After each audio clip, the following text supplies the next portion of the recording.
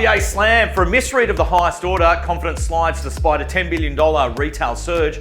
Over 50% of Australians now reliant on government income, and auction volumes have halved, but the clearance rates barely moved. Now spring listings are inbound and precision will matter. G'day folks, it's Matt Hayson here with The Word, looking at everything shaping Sydney's property market this week. Well, the RBA blink and trust is starting to fade. Bernard Keane, writing for Crikey this week, called it a misread of the highest order, referring to the Reserve Bank's decision to hold rates steady despite rising unemployment and falling productivity. And the criticism wasn't just media heat. Lucy Ellis, Westpac's chief economist and former RBA governor assistant, said the decision was influenced more by psychology and politics than data. That's as close to an internal rebuke as we've ever seen. With unemployment now at 4.3% and productivity at a 30-year low, the question is, if not now, when? And across the economy, confidence remains cloudy, even as spending ticks up. Yes, retail numbers showed that a $10 billion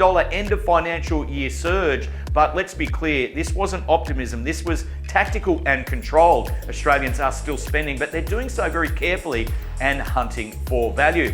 And why do Australians feel stalled? Well, a study by the Centre of Independent Studies has found that more than 50% of voters now rely on the government for the majority of their income through public sector wages, welfare benefits, or subsidies. And government spending has surged to 39% of GDP, a post-World War II high, and nearly 80% of all jobs created in the last 2 years have come from non-market sectors, including health, education, and public administration. So what does all of this mean? Well, it means that Australians don't feel like the economy is expanding. They feel like it's being propped up. The financial progress is slowing, and for many, it's actually reversing. It also explains why rate cuts alone aren't restoring that full confidence that we're seeing in the property sector. Now, here's something no one's talking about in the auction market. A lot of the media headlines have credited the recent rate cuts for the reason why there are stronger auction clearance rate. But let's look at the data. On July 1, just 7 weeks ago, there was 1,477 shelter auctions in Sydney, with a clearance rate sitting at 49.5%. But last weekend, only 743 properties went under the hammer. That's nearly a 50% reduction,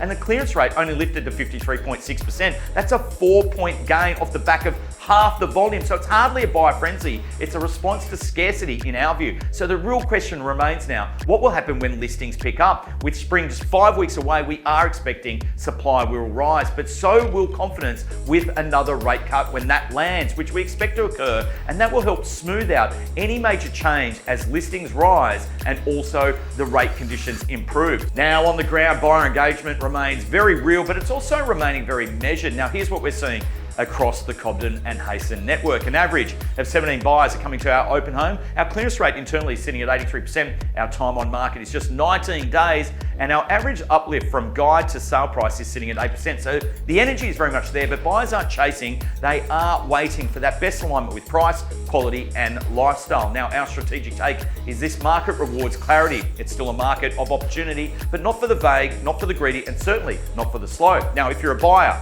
you have to move early, be direct, declare your interest, and act with purpose. Now, if you're a seller though, you have to get your price well positioned in the market and back your presentation. It is a balanced environment, and you can see that with the overall market metrics, with the clearance rate, that's how this market's unfolding. So keep your approach realistic, and buying and selling success is certainly available. So folks, that's what's going down in and around the market this week. Thanks so much for watching, and I look forward to seeing you all next week.